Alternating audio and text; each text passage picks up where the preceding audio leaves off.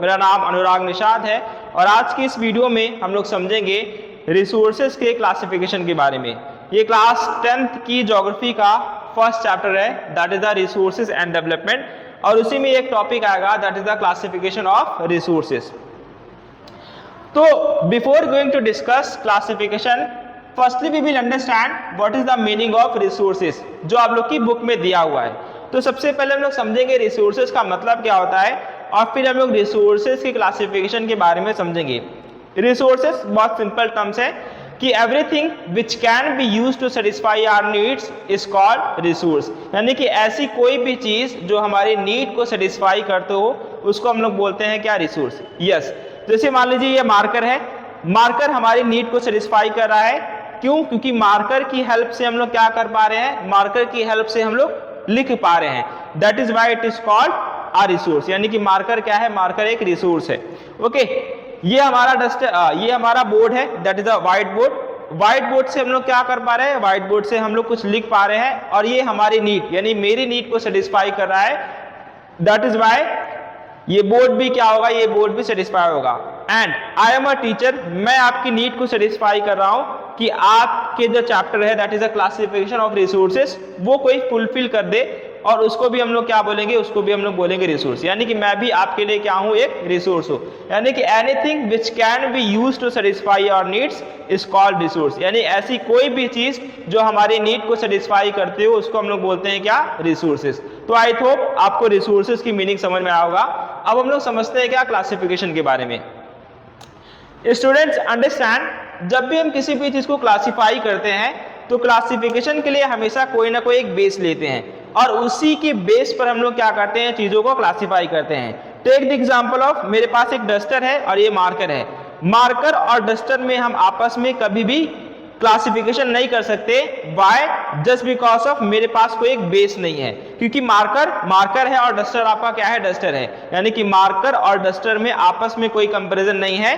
दोनों का जो वर्क है वो डिफरेंट है, दोनों की जो आप मान सकते हो इंपॉर्टेंस है वो क्या है, डिफरेंट है। लेकिन क्या हम लोग मार्कर से लिख सकते हैं? So the answer is yes, yes we can write with the marker, but can we write with the duster? So the answer is no. Why? Just because of हम डस्टर से लिख नहीं सकते। सो हमारा बेस क्या हुआ, बेस हुआ writing, और राइटिंग के बेस पर हम लोगों ने डस्टर को और मार्कर को क्या कर दिया, क्लासीफाई कर दिया। उसी तरह जब हमारे पास रिसोर्सेज जो मिलते हैं, नेचर में मिलते हैं, मैन मेड होते हैं या ह्यूमन होते हैं, बहुत सारे रिसोर्सेज को हम लोग क्या करते हैं, जब क्लासीफाई करते हैं तो कोई ना कोई एक बेस लेते हैं। तो जो पहला आपकी बुक में लिखा हुआ है रिसोर्सेज का क्लासिफिकेशन, वो क्या है, वो on the basis of origin है, on the basis of origin.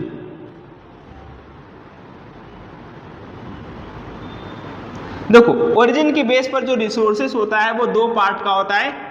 First one that is a biotic resources, second one that is a abiotic resources.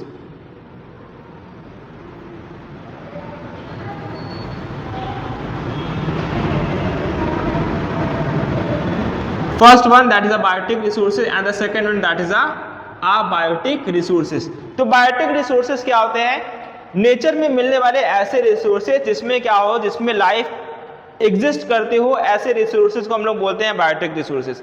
It means resources which has life in it is called biotic resources, यानी कि ऐसे resources जिसमें क्या हो, जिसमें life exist करती हो उसको हम लोग बोलते हैं बायोटिक रिसोर्सेज। इसका एग्जांपल क्या होगा, इसका एग्जांपल होगा लाइफ स्टॉक। लाइफ स्टॉक का मतलब जो भी एनिमल्स होते हैं, जो भी बर्ड्स होते हैं, जो भी ह्यूमंस होते हैं, वो सारे के सारे क्या होते हैं, वो सारे के सारे बायोटिक होंगे। बाय?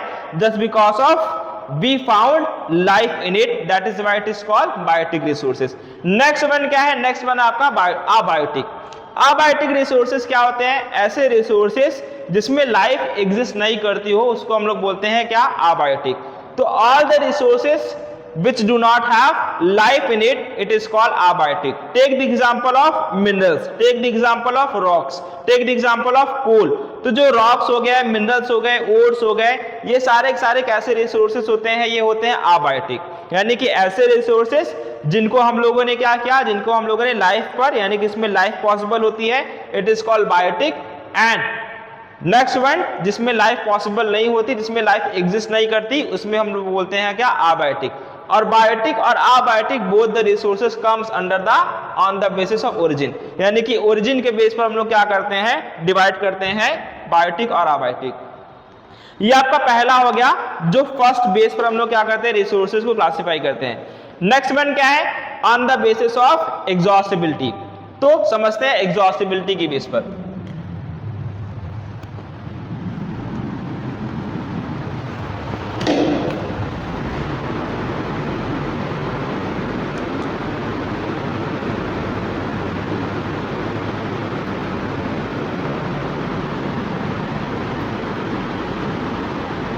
देखिए नेक्स्ट वन क्या है, नेक्स्ट वन जो हम लोगों ने बेस लिया, तो पहला हम लोगों ने बेस लिया था, किसके लिया था, वो लिया था ओरिजिन। और ओरिजिन के बेस पर यानी कि उस रिसोर्सेस को ओरिजिन कहां से हुआ उसके बेस पर बायोटिक और अबायोटिक में डिवाइड किया। नेक्स्ट वन जो है वो है on the basis of exhaustibility. Exhaustibility का मतलब क्या होता है, सबसे पहले इसको समझते हैं। जो टर्म एग्जॉस्टिबिलिटी का मतलब होता है एंड हो जाना या किसी भी चीज का एंड होना। ओके, तो एंड होने के आप मान सकते हो, एंड होने पर जो रिसोर्सेज को हम लोग क्लासीफाई करते हैं वो दो पार्ट में करते हैं। First one that is a renewable,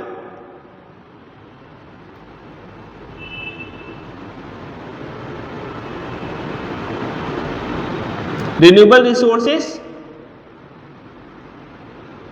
and next one है आपका non renewable.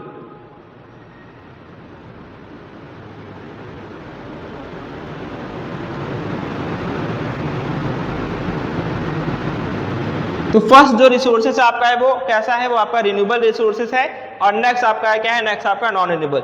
Renewable and non renewable both the resources comes under the on the basis of exhaustibility, यानी कि ये रिसोर्सेस का जो क्लासिफिकेशन है वो किसके बेस पर है, वो on the basis of exhaustibility है, यानी कि जो रिसोर्सेस होगा वो एंड हो जाएगा उसके बेस पर।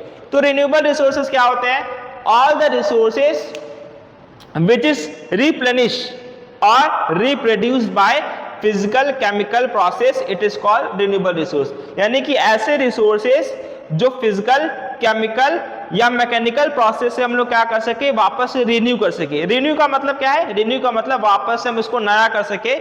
ऐसे रिसोर्सेज को हम लोग बोलते हैं क्या, ऐसे रिसोर्सेज को बोलते हैं हम लोग रिन्यूएबल रिसोर्सेज। यानी कि all the resources which can B renewed और रिप्रोड्यूस्ड by physical, chemical और mechanical process, it is called renewable resource. Physical process, इसका एग्जांपल मैं बताता हूं। जैसे आप लोग एग्जांपल देखिए क्या, रिवर का। हम ह्यूमंस क्या करते हैं, हम ह्यूमंस रिवर को पोल्यूट करते हैं, लेकिन कुछ समय बाद क्या होता है, कुछ समय बाद जो रिवर होता है अगर पोल्यूशन करना छोड़ दे तो वापस से जो रिवर होती है वो क्या हो जाती हैं, वापस से रिवर का जो वाटर होता है वो फ्रेश हो जाता है। इट मीन्स जो रिवर होगा वो क्या होता है, वो आप रिप्रोड्यूस हो जाता है by the process of you can say the physical और केमिकल। ओके, नेक्स्ट वन आप एग्जांपल मान सकते हो क्या, विंड का। इन दिवाली फेस्टिवल हम लोग बहुत सारे क्रैकर्स को क्या करते हैं, क्रैकर्स को बर्न करते हैं, जलाते हैं। और क्रैकर्स को बर्न करने के बाद जो एयर होती है वो क्या होती है, वो कंटेमिनेटेड होती है, एयर पोल्यूशन होता है। लेकिन कुछ समय बाद जो पोल्यूशन होता है वो आप वापस से क्या हो जाता है, वापस से ठीक हो जाता है। तो ये जो विंड हो गया, जो सोलर एनर्जी हो गया, जो आपका रिवर हो गया, ये सारे के सारे कैसे रिसोर्सेस होंगे, रिन्यूएबल रिसोर्स होंगे। वाई कि कुछ समय बाद क्या हो जाते हैं, कुछ समय बाद वापस से ये नए हो जाते हैं, वापस से ये रिन्यू हो जाते हैं। That is why it is called renewable resource. Next one क्या है, नेक्स्ट वन है आपका नॉन रिन्यूएबल। तो नॉन रिन्यूएबल रिसोर्स क्या होते हैं, ऐसे रिसोर्सेज जिसको हम लोग रिन्यू नहीं कर सके या इसको हम लोग रिन्यू नहीं कर पाएंगे और वो जाकर एट द लास्ट में वो क्या हो जाते हैं, वो एंड हो जाते हैं, उसको बोलते हैं नॉन रिन्यूएबल। जैसे एग्जांपल मान लीजिए क्या, एग्जांपल मान लीजिए कोल का। Okay, if you take the example of coal, तो अगर हम लोगों ने कोल को क्या किया, अगर हम लोगों ने कोल को बर्न किया या हम लोगों ने पेट्रोलियम को बर्न किया, तो पेट्रोलियम को या कोल को बर्न करने के बाद ये जो कोल होते हैं उसको हम लोग वापस से रिप्रोड्यूस नहीं कर सकते। दूसरी बात क्या होता है कि कोल की जो माइनिंग होती है, जहां से हम लोग स्टार्ट करते हैं, पेट्रोलियम जहां से हम लोग निकालते हैं, उसको बनने में मिलियंस ऑफ ईयर्स क्या लगते हैं, फॉर्मेशन में लगते हैं। यानी कि all the resources which takes millions of years for their formation is called non renewable resource. Why, just because of इसको एक बार हम लोगों ने अगर यूज कर लिया तो वो खत्म हो जाएंगे, वो एंड हो जाएंगे। और उसको दोबारा बनने में क्या होगा, दोबारा बनने में मिलियंस ऑफ ईयर्स लगेंगे, that is why it is called as a non renewable. तो नॉन रिन्यूएबल में आपका कोल आ जाएगा, पेट्रोलियम आ जाएगा, मिनरल्स आ जाएंगे। तो ये सारे रिसोर्सेज को बनने में क्या लगते हैं, इन सारे रिसोर्सेज को बनने में मिलियंस ऑफ ईयर्स लगते हैं। तो जो पहला था वो on the basis of origin था, that is biotics, abiotic. Second one on the basis of exhaustibility, it means renewable और नॉन रिन्यूएबल। रिन्यूएबल में क्या हो गया, all the resources which takes all the resources which can be reduced or reproduced by the physical chemical process is called renewable resource। यानी कि ऐसे resources जो क्या हो सके, जो रिन्यू हो सके फिजिकल केमिकल प्रोसेस, उसको रिन्यूएबल बोलते हैं। और नॉन रिन्यूएबल क्या होते हैं, जिसको बनने में फॉर्मेशन में मिलियंस ऑफ ईयर्स लगते हैं और वापस से वो रिन्यू नहीं हो पाते, उसको बोलते हैं हम नॉन रिन्यूएबल।